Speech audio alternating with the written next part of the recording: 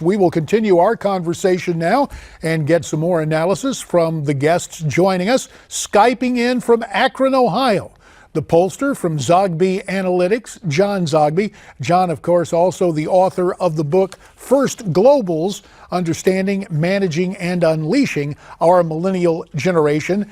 And Skyping in from Northern Virginia, it's presidential historian Craig Shirley. Craig is the author of the book Last Act, The Final Years and Emerging Legacy of Ronald Reagan. And of course, right here at the anchor desk, we're very pleased that our good friend and Newsmax political analyst Dick Morris is here as well.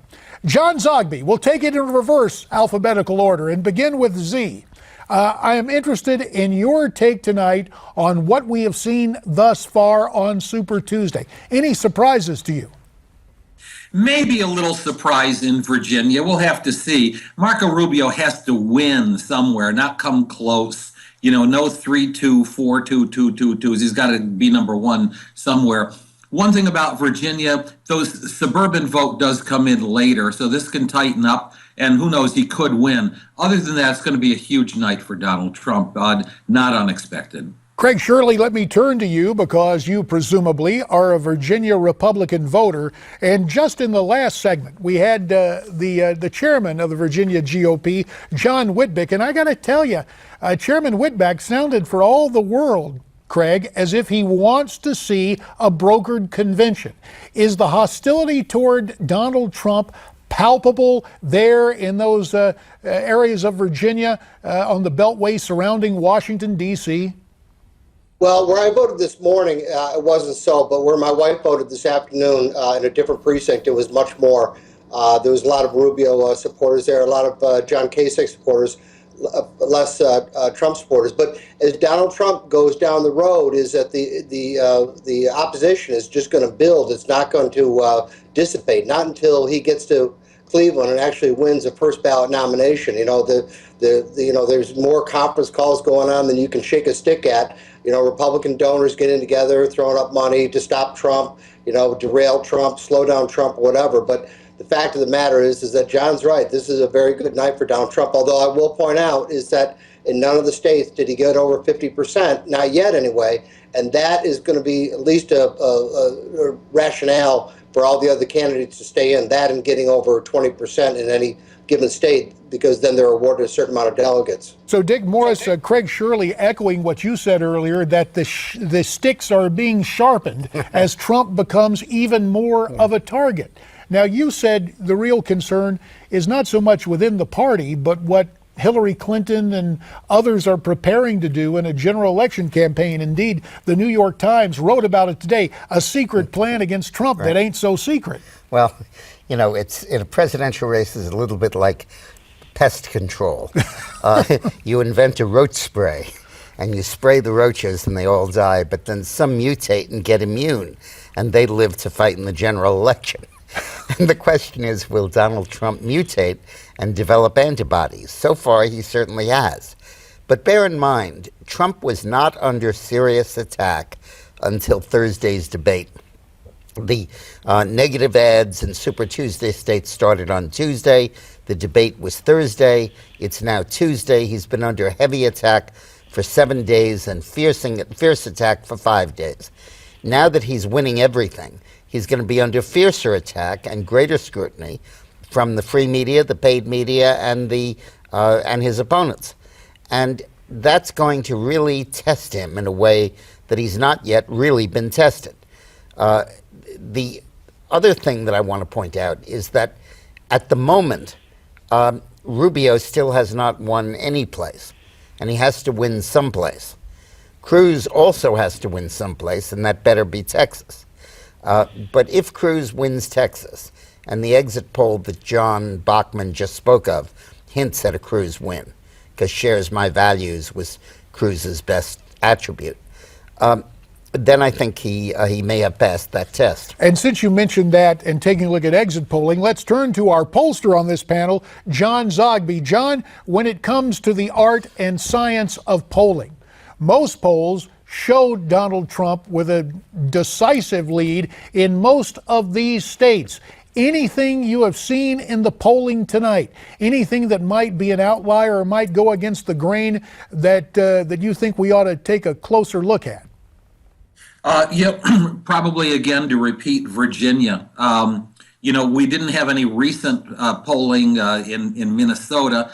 That could be a good state for Marco Rubio. The last poll that was taken there, had him leading. But then again, that was January, and Marco was hot in January during that time frame.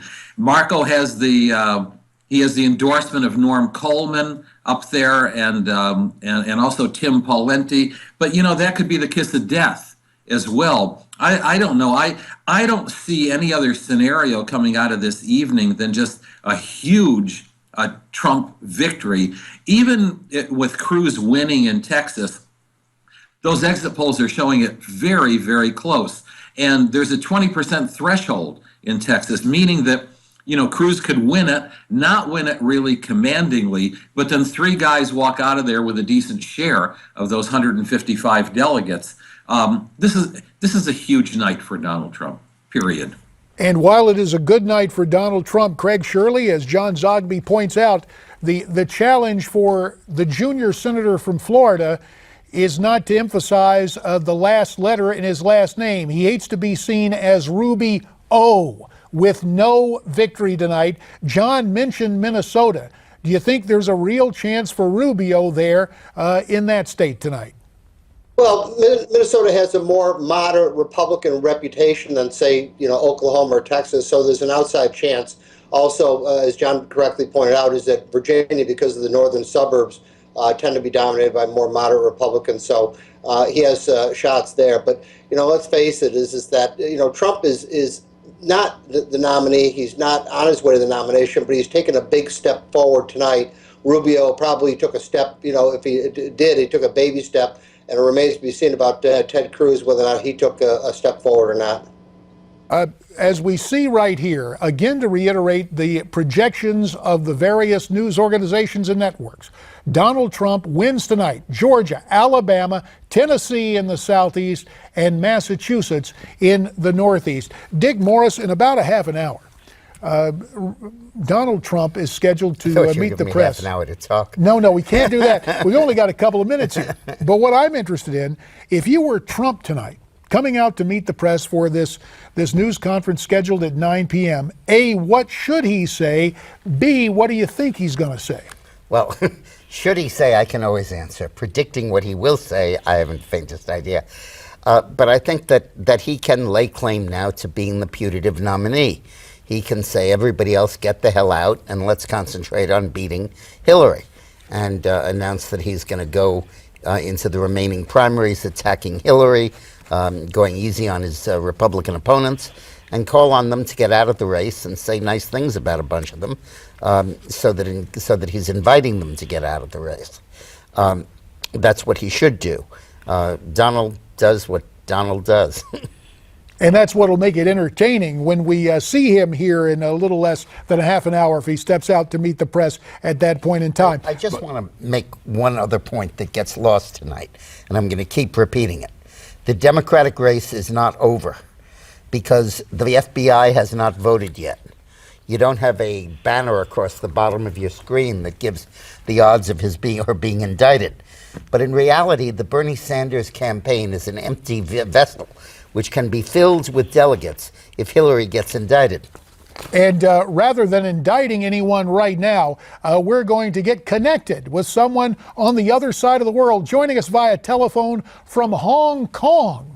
Tonight, while it's here, and maybe tomorrow there in Hong Kong, is Michael Reagan. As always, you can find and follow Michael on Twitter at Reagan World. As you are truly making this a Michael Reagan world tonight, Mike, what is your assessment of what is happening back here in the States on Super Tuesday? No, I think Dick is absolutely right in what he's saying, what Donald Trump needs to do. I don't think anybody is surprised by what's going on. It's on Super Tuesday that, basically you have Trump's going to run the table except for Texas at this point, which is going to solidify, his hold on the nomination of the party. But what he's got to do is he's got to find a way to heal this party before the convention coming up this summer. If he doesn't find a way to heal the party, then the party's going to be in a lot of trouble, and Hillary Clinton may end up winning the election if she is not indicted. Craig Shirley, let me turn to you there in Northern Virginia. And certainly Michael Reagan and Michael's dad have played a huge part in Republican Party history. But to Trump in his press conference that's scheduled to start in about 25 minutes, Craig, were you advising Donald Trump? What advice would you give him? You know, JD, conventional wisdom is not always wrong, even in 2016. If I was advising Donald Trump, I would advise him to start acting presidential. He's head and shoulders ahead of everybody else for the nomination. I think he should be humble. He should be magnanimous. He should be talk about unifying the party, talking about, as Dick said, taking the fight to Hillary, why her prescriptions for the country are wrong, why his prescriptions are right. And although I eschew the term big tent, he's got to embrace the big tent of the party and start narrowing the debate and start getting focused on the general election while not giving up his base right now. But I would say be good-humored, be magnanimous, and be humble. John Zogby, is there a danger, and I know that you've not been the greatest fan of Donald Trump through this, but in the 40 seconds that are left, John Zogby, is there a danger for Trump with his brand if suddenly he takes on this mantle of magnanimity and appears presidential? It might actually hurt his persona and brand. 30 seconds, sir. Glad you're asking me that, because that's what I wanted to address. The majority of voters in almost every state tonight on the Republican side indicated that they were anti-establishment. They wanted an outsider. He's captured that. He's got to wait until he rounds up this many more delegates 2 weeks from today, and that he's a whole lot safer in capturing what could be a first ballot victory. And then I think he starts heading towards magnanimity. I would actually advise him the opposite. Stick with the revolution at least for a couple more weeks. All right, so much for magnanimity. I can't spell it, but I can say thanks to John Zogby and to Craig Shirley. We are getting word right now. Projections from Virginia. Donald Trump has won the Old Dominion to add to his list of victories. There's more ahead as we continue, so stay with us.